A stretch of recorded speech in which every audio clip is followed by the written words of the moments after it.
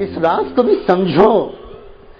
رحمت دو عالم محمد الرسول اللہ صلی اللہ علیہ وآلہ وسلم کے کروڑوں احسانات میں سے ایک بہت بڑا احسان یہ ہے کہ انہوں نے زندگی کے کچھ راز سکھائے ہیں,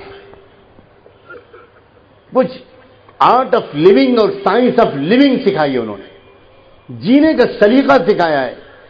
میں چیلنج کر کے کہہ سکتا ہوں دنیا بھر کی ڈگریاں کوئی لے لے, لیکن اگر محمد رسول اللہ صلی اللہ علیہ وسلم والا علم اس نے نہیں لیا اور وہ اس کے اندر نہیں اترا, یقیناً وہ سب کچھ جان سکتا ہے, وہ جہاز بھی چلا سکتا ہے, وہ ہتھیار بھی چلا سکتا ہے, وہ بم بھی بنا سکتا ہے, وہ یہ بھی کر سکتا ہے, لیکن زندگی گزارنے کا سلیقہ اس کے پاس نہیں.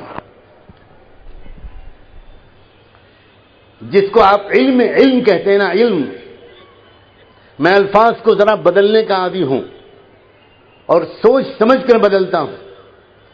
لوگ جب علم کا لفظ بولتے ہیں تو فوراً قلم, کاغذ, کتاب, کاپی, مدرسہ ادھر ذہن چلا جاتا ہے. جب ہم حدیث سناتے ہیں کہ علم کا حاصل کرنا ضروری ہے, فوراً سب سننے والوں کا ذہن چلا جاتا ہے علم کے لفظ کے سنتے ہی قلم, کتاب, کاپی, مدرسہ. نہیں بھائی, علم کا یہ مطلب نہیں ہے. علم کا اگر یہ مطلب تھا تو صحابہ کرام میں سے تو بہت ہی کم لوگ تھے جو لکھ پڑھ سکتے تھے. تو کیا اس کا مطلب یہ ہے کہ علم ان کے پاس نہیں تھا؟ نہیں, علم کہتے ہیں زندگی کے سلیقے کو, علم کہتے ہیں سمجھ کو, غصے کو کیسے قابو میں کرنا ہے. یہ جو بات جان جائے گا اس کو غصے کی لائن کا علم حاصل ہو گیا.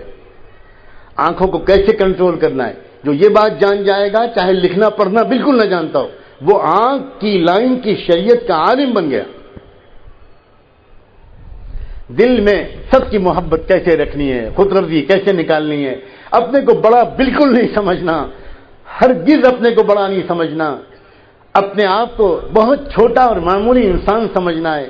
صرف اپنے لیے نہیں جینا, دوسروں کے لیے جینا ہے, غلطیوں کو معاف کر دینا ہے, وعدے کو پورا کرنا ہے. جس نے یہ سب جان لیا, جس نے جان لیا کہ رات میں جلدی سونا ہے, صبح کو جلدی اٹھنا ہے, اس کے پاس علم آ گیا. جس نے یہ جان لیا کہ رات میں سوتے وقت اپنے ماں باپ کے سر دبا دیں, پیر دبا دیں, ان کو ایک مرتبہ ان کی پیشانی کو کس کر لے, امی سوئیے, ابو بہت سوئیے, آرام سے اللہ آپ کو اچھی نیند دے, اب میں بھی جاؤں سونے. جس نے یہ انداز سیکھ لیے, یہ اخلاق, یہ آداب, اپنے ماں باپ سے بات کرنے کا سلیقہ, وہ عالم بن گئے, وہ صاحب علم ہے. اور آدمی دنیا بھر کی کتابیں پڑھ لے, بہت شاندار تقریریں کرے, بہترین درس دے, لیکن زندگی کی سمجھ اس کے پاس نہ ہو, بات بات پر بیویوں کو ڈانٹتا ہو, بات بات پر بچوں کو مارتا ہو, اس کے پڑوسی اس سے پریشان ہو, سڑک پر تھوک دیتا ہو, پان کی پیک ڈال دیتا ہو, وعدہ کرے 5 بجے آنے کا, آئے 6 بجے, اس کا مطلب یہ کہ علم والا انسان نہیں, یہ جاہل انسان ہے.